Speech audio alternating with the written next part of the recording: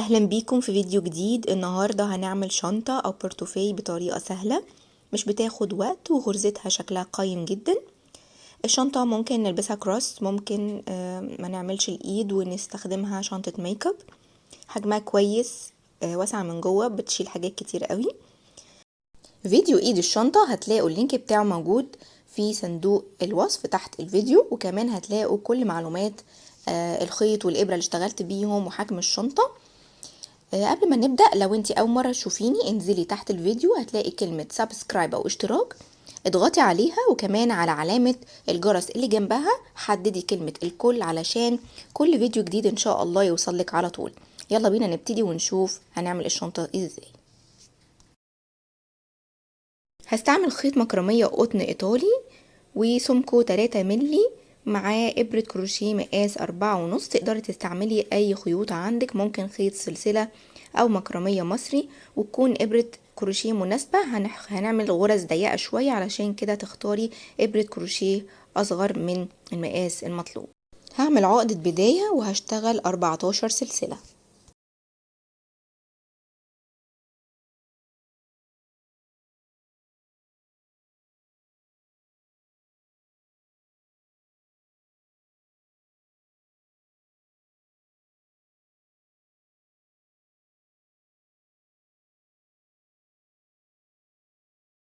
طول السلسلة تقريبا 10.5 سنتي، ودلوقتي هرتفع بسلسلة.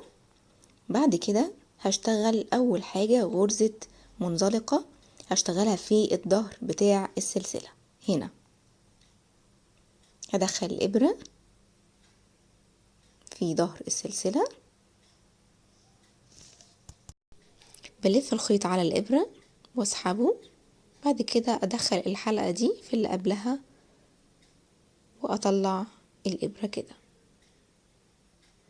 كده انا عملت اول واحدة منزلقة، اللي بعدها تبقى نص عمود. بلف الخيط على الابرة وادخل الابرة في السلسلة اللي في الظهر، وابدأ اسحب الخيط. عندي 3 حلقات، هلف الخيط واسحب من 3 حلقات مع بعض. هشتغل في السلسلة اللي بعدها منزلقة، بعد كده نص عمود، وهكذا بنفس الطريقة منزلقة ثم نص عمود لحد ما اخلص السطر كله.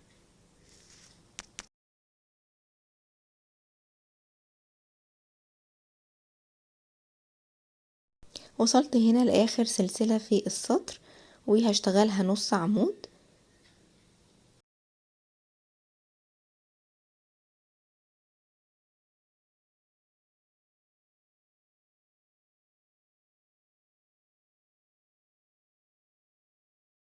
يعني ببتدي السطر بمنزلقة وبنتهي بنص عمود. بعد ما خلصت اول سطر برتفع بسلسلة، ودي طبعا سلسلة الارتفاع مش بنشتغل فيها، بسيب السلسلة اللي ارتفعت بيها وببتدي اشتغل في السلسلة اللي بعدها تحت الحلقتين مع بعض. بشتغل برضو منزلقة، والطريقة هتكون فوق كل منزلقة هشتغل منزلقة، وفوق كل نص عمود هشتغل نص عمود، يعني زي ما عملت السطر اللي قبله بالظبط، بس هدخل في الحلقتين. متكون عندي حلقتين او شبه حرف الفي، بشتغل تحتها، مفيش اي اختلاف في السطر خالص.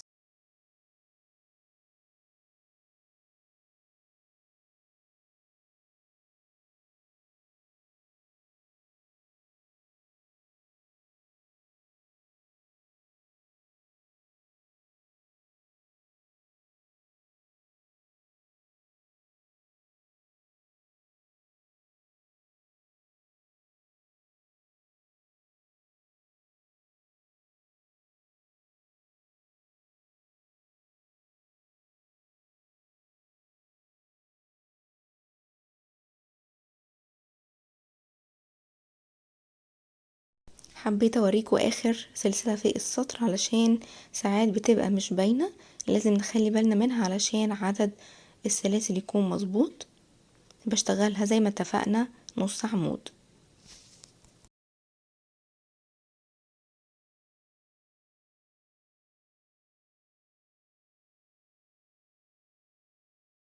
كده انا عملت سطرين، بعد كده هنكمل بنفس الطريقة، برتفع بسلسلة،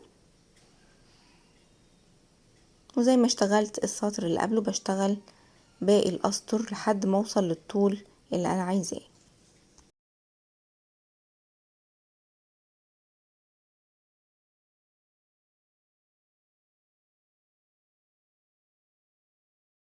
عملت 26 سطر.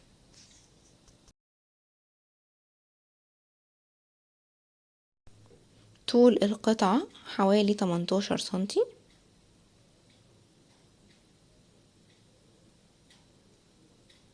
وعرضها 11 سنتي. طبعا نقدر نتحكم في المقاس براحتنا. دلوقتي انا اشتغلت اخر سلسلة كانت نص عمود، هشتغل في نفس المكان اللي هو الكورنر، هشتغل فيه غرزة حشو.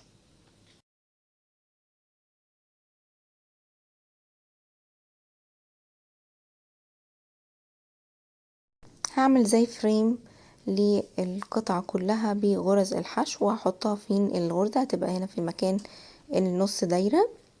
بعد النص دايرة هلاقي في حلقتين، سلسلة مكونة من حلقتين، هشتغل تحت الحلقتين. بعد الحلقتين هلاقي نص دايرة، وهكذا هلاقي نص دايرة ووراها حلقتين. ده المكان اللي انا هشتغل فيه غرز حشو. طبعا كل واحدة هشتغل فيها غرزة حشو واحدة بس، في الكورنر بس بشتغل 2.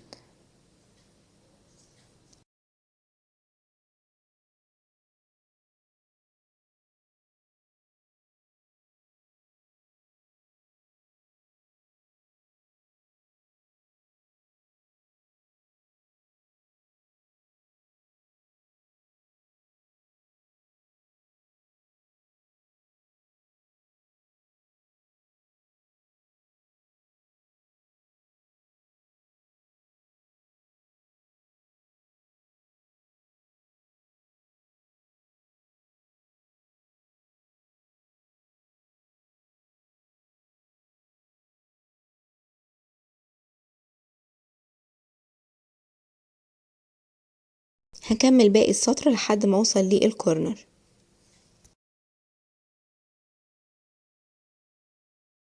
خلصت الجزء ده ووصلت للكورنر، وهشتغل فيه 2 غرزة حشو علشان بس يلف معايا.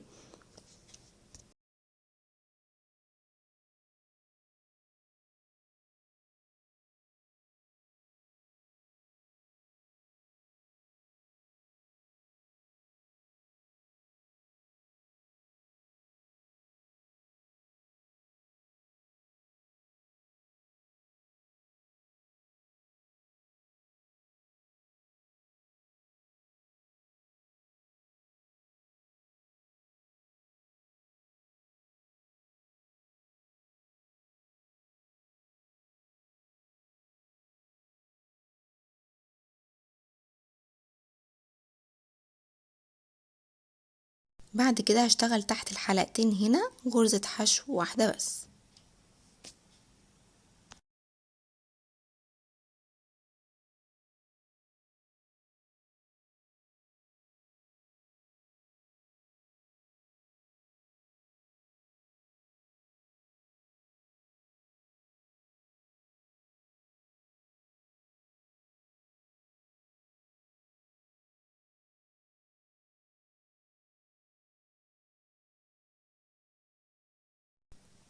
وصلت هنا للكورنر اللي بعده، وهشتغل برضو 2 حشو. بعد كده كل غرزة هتقابلني هشتغل فيها غرزة حشو واحدة.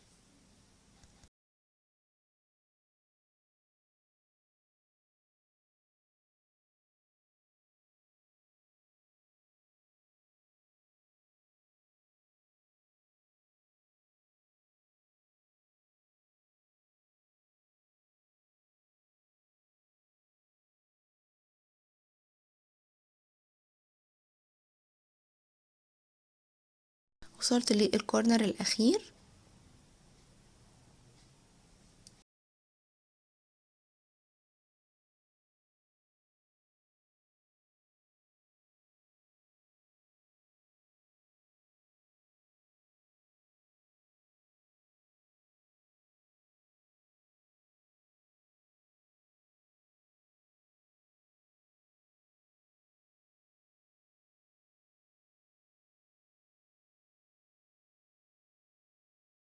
عملت قطعة تانية زيها بالظبط نفس المقاس.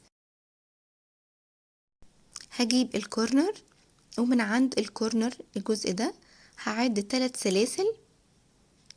ال3 سلاسل الاولين هسيبهم، وفي السلسلة رقم 4 هدخل الماركر. هعلم الناحية التانية زيها بالظبط، هسيب اول 3 واحط فيه الرابع، وفي السلسلة الخامسة هدخل الابرة في الباك لوب واسحب خيط، او الحلقة الخلفية بسحب خيط جديد وبعمل فيه سلسلة، وبعد كده في نفس المكان بدخل الابرة وبشتغل غرزة حشو. دي اول غرزة حشو عندي في السطر ده. بعد كده في كل الحلقات الخلفية هشتغل غرز حشو لحد ما اوصل للماركر اللي في الناحية التانية.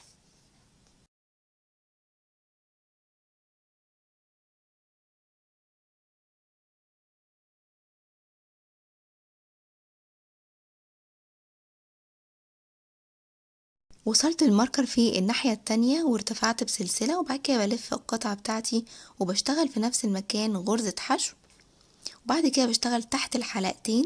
كنت الاول بشتغل في الباك لوب، دلوقتي بشتغل تحت الحلقتين بشتغل غرزة حشو لحد ما اوصل للماركر الناحية التانية. هفضل برضو بالقسطر رايح جاي بشتغل تحت الحلقتين غرز حشو لحد ما اوصل للحجم اللي انا عايزاه. انا هنا اشتغلت 5 اسطر. العمق ده يبقى عمق الشنطة، ده بتقدروا تحددوه براحتكم. يعني لو انا بالنسبة لي كده كافي قوي، هو 5 اسطر. لو عايزين تكبروه 7 8 زي ما انتوا حابين، ده بتتحكموا فيه براحتكم. بترتفعوا بسلسلة وتشتغلوا غرز حشو لحد ما تخلصوا السطر. تعالوا نقيسه مع بعض. هنا كده بالنسبة لي عمق الشنطة 5 سنتي، ده بالنسبة لي كويس قوي. لو عايزين تكبروه عن كده هتكبروه. بعد كده هجيب القطعة التانية اللي انا عملتها في الاول وبركبها بالطريقة دي. الاول بثبتها بالماركرز علشان بس تبقى اسهل في الخياطة. لو هتقدري تشتغليها من غير ماركرز مفيش مشكلة.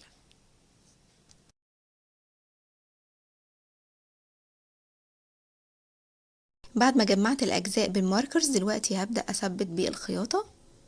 الخيط ده من نفس الخيط بتاع المكرمية، بس انا فكيته خليته ارفع شوية.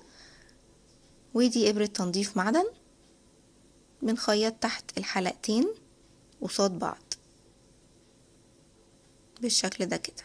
بدخل ابرة كده واسحب، بعد كده بدخلها من الناحية التانية. هعمل نفس الطريقة لحد ما اوصل للناحية التانية وابقى خلصت خياطة الجزء ده كله.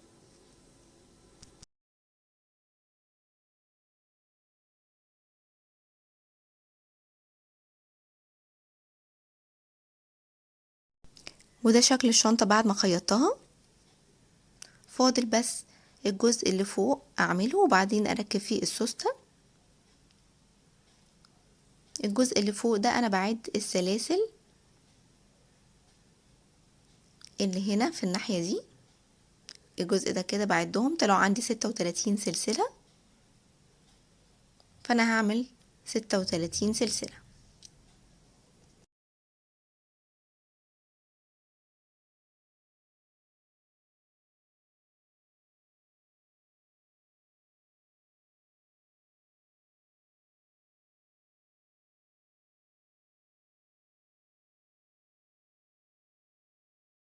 عملت 36 سلسلة وبعد كده هرتفع بسلسلة، سلسلة الارتفاع مش بشتغل فيها.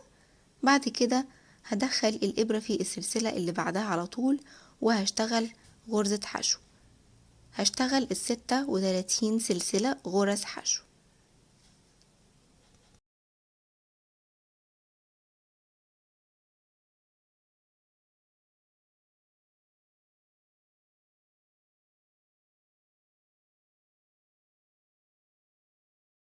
خلصت السطر الأول ودي آخر سلسلة.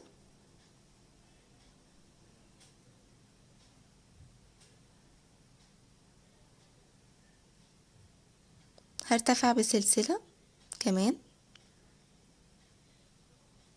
وكده هعمل السطر التاني. بسيب سلسلة الارتفاع اللي انا ارتفعت بيها، مش بشتغل فيها، بشتغل في السلسلة اللي بعدها تحت الحلقتين. بشتغل برضو غرز حشو عادي ما فيهاش اي تغيير خالص لحد ما اخلص السطر كله.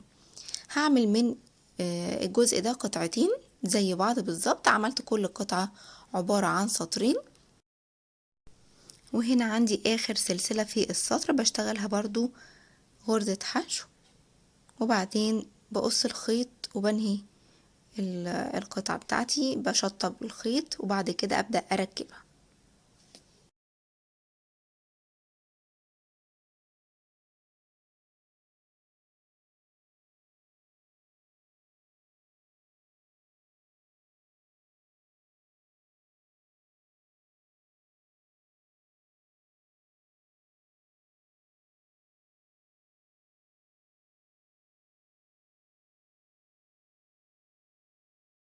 هبدأ أثبت الخيط كويس،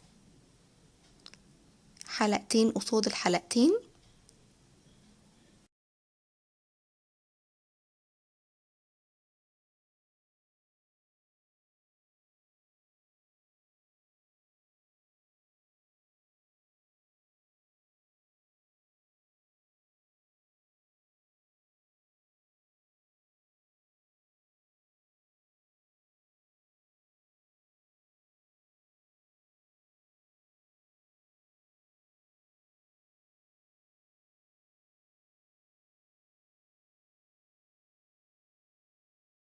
هعمل القطعة التانية زيها بالظبط بنفس الطريقة. خلصت القطعتين، وهنا بنستعمل أي اكسسوري موجودة عندنا، ولو في أي خيوط زيادة بننضفها ونشطبها. فاضل بس تركيب السوستة وإيد الشنطة، كنت عملتها في فيديو منفصل قبل كده، هتلاقوا اللينك بتاعه موجود تحت الفيديو. ممكن نفك السوستة خالص زي كده، وممكن نسيب منها طرف واحد ونقص الجزء اللي هو من قدام ده، وبعد كده نبدأ نثبتها. اي طريقة اللي تعجبكم اشتغلوا بيها. هجيب الخيط برضو نفس خيط المكرمية بتاع الشنطة، بس خليته على فتلتين او 3، وهبتدي اثبت الخيط كويس في الاول،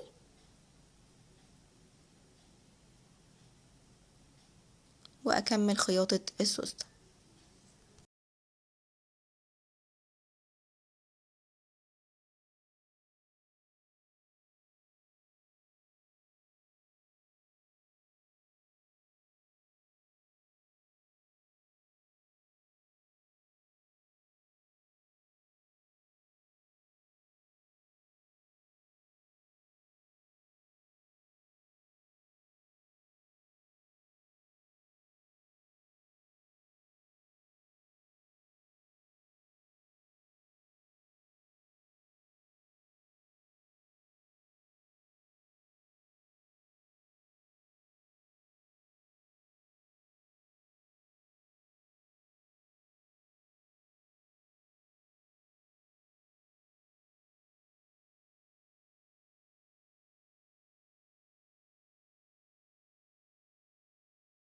لو عجبتكم الشنطة ما تنسوش اللايك والشير والسبسكرايب لو انتم مش مشتركين، واستنوني في فيديو جديد.